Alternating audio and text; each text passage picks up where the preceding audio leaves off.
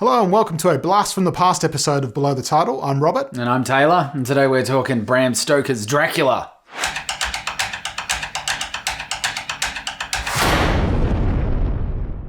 So, Bram Stoker's Dracula. What's it about? Well, it's about Bram Stoker's Dracula. Right, fair enough. Who doesn't know the story of Dracula?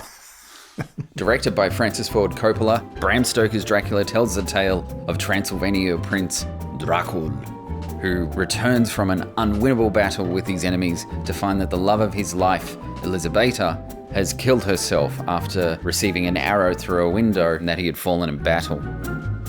Enraged at the sight of his lost love, he promptly renounces God, stabs a crucifix, and becomes a vampire.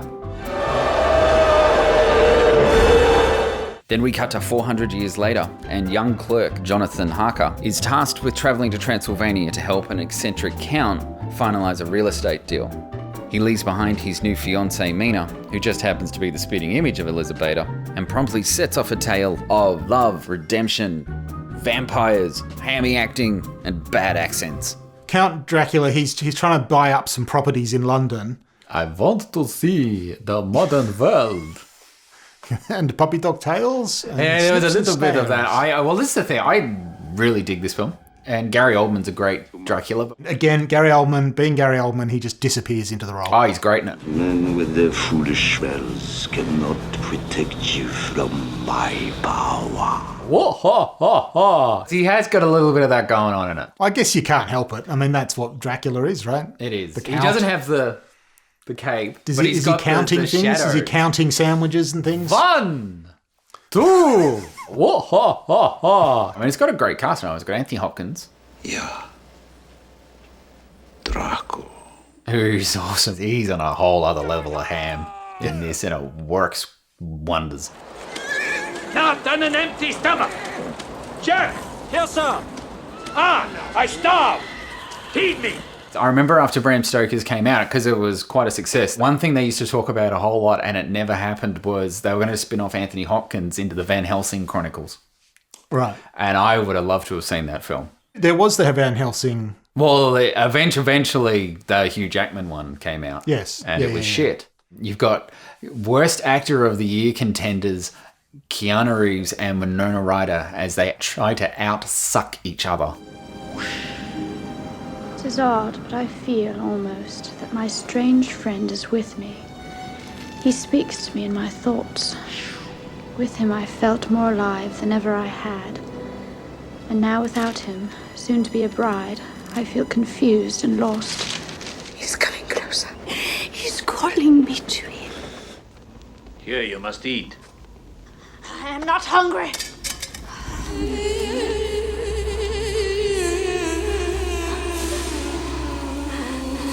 Opportunities such as this come but once in a lifetime. Yes, of course, sir. If I may inquire, what in fact happened to Mr. Renfield in Transylvania? I say, is the castle far?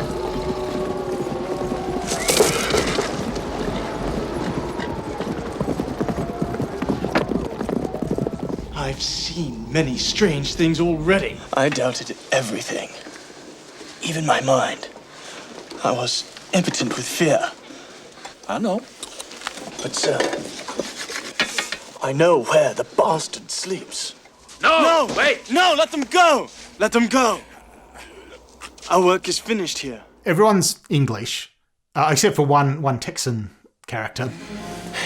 He said if you don't get better right quick, I have to put you out of your misery like a lame horse. Keanu was brought on because he was a heartthrob of the day, Yeah. and they wanted him to bring in the girls into the film cinema. Well, Columbia said to Francis Ford Coppola, you want the money, you need to bring in the teenagers. So he put in Winona Ryder, who actually brought the script to Francis Yes. Ford Coppola's attention, and Keanu Reeves, who proceeded to mangle the English accent. Yeah, it's really bad. Oh, he just wow. tries to overdo it. It's a really bad It's a good imitation. thing he's pretty. Yeah. Richard E. Grant's also in the film. He would have been much better in that role, but he's obviously not the heartthrob character. There's a scene with him and incredibly out there casting of Tom Waits as Renfield. And there's a scene with those two. Tom Waits I actually thought he sounded like a lot of people in isolation. Oh, maybe I should get a kitten. A little sleek. A brave king. Something I can teach. Something I can feed. And then Richard E. Grant goes, Wouldn't you prefer a cat? and I thought those two are just having a wonderful time. But yeah, you got Richard E. Grant. Is it Carey Elways? Yes, he's in it. And something Campbell as the Texan dude with the big hat and a big Bowie knife. It's so big. Because Dracula also has some brides, one of which is Monica Bellucci. The other side of this is so one of Winona Ryder's friends who she's staying with is kind of seduced by Dracula. He turns her. Well, he does. He feeds off her and turns her. What's the character's name? Lucy. Lucy. It was almost a Deputy Andy moment there. Lucy. But yeah, he turns her. He feeds off her and turns her into or as Anthony Hopkins put it, Your precious Lucy will become a bitch of the devil. Yee! A whore of darkness. It's a very stylized film, and the thing that makes this stand out is that he didn't want to use any modern, digital techniques. It's mostly all old school effects in camera. everything except the blue rings, the blue flame rings. Everything else is in camera and all shot on sound stages. Yeah, and rear screen projection and all that kind of stuff. It's all old school movie making going on. And it holds up. That old school filmmaking, I think it really helps that it's set in late 1800s, so it all kind of blends in well, the studio look, and it's all very dark as well because of the nature of the film. It's in old school castles and woods and stagecoaches, and it kind of lends itself to the older effects, and it really holds up. Because it's also got a lot of old school matte paintings, which was enjoyable to see. Well, they're really well done. Like the castle. There's the castle, there's the train station, and there's some sceneries, mountainscapes that when you pause it and look at it closely, it really does look like a painting, but it fits in. I think that's where it blends in really well with the old school or the old period. It adds to the style and it gives it that really awesome feel. And very striking effects because whenever Dracula's around, the laws of nature and physics just sort of go haywire. It's lots of reverse. His shadows move independently, and he has obviously no reflection. That's part of the whole vampire thing. And it's really cleverly done. Like it's really one of those things that just.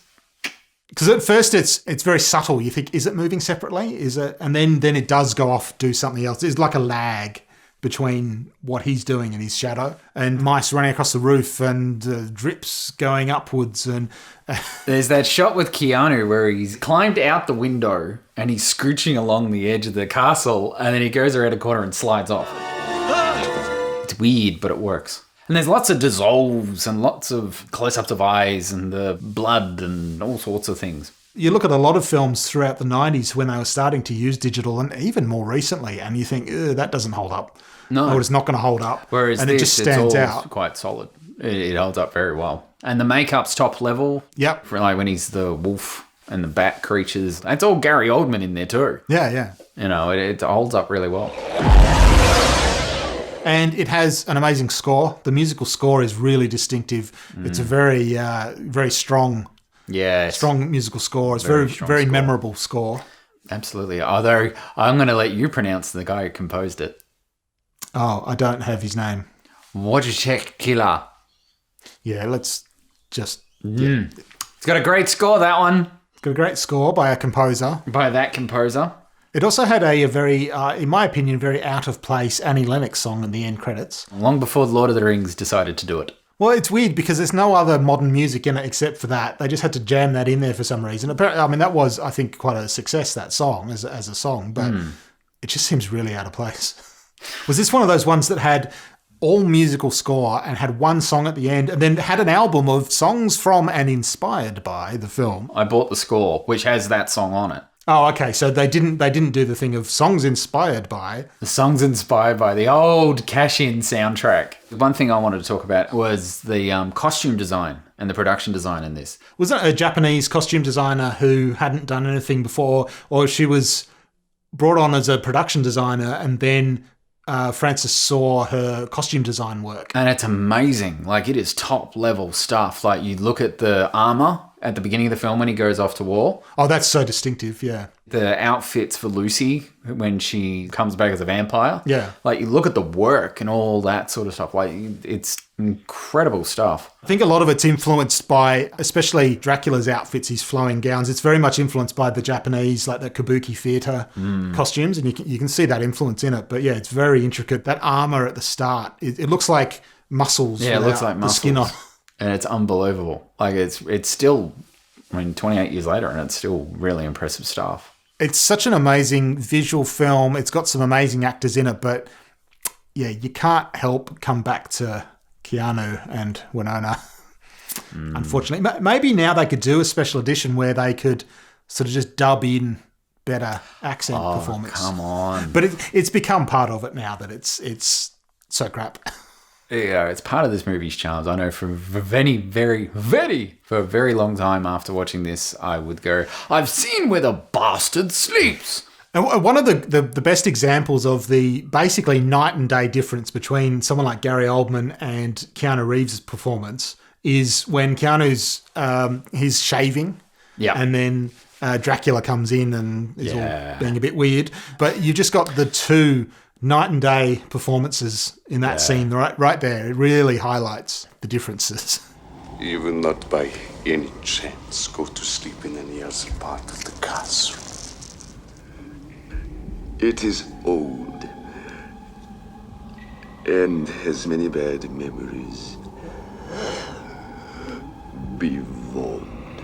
I'm sure I understand. The story is that they filmed it well and truly after midnight, and Gary Oldman was quite drunk. Yeah.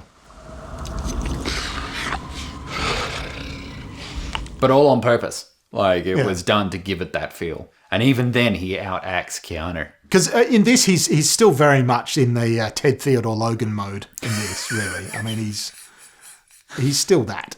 Bill and Ted Go to Transylvania. Yeah, that could work. You suck, Dracula. Poor acting aside, I mean, this is a lot of people at the peak of their craft. It's Francis Ford Coppola. I mean, this is director of Apocalypse Now, The Godfather, taking it on. I would recommend it for someone who hasn't gone back to that era of films, watching the traditional old school visual effects. Pre-CG filmmaking at its peak. And it's the original story, let's be honest. It's not, I mean, it's the original Dracula story. There's a reason why it's a classic.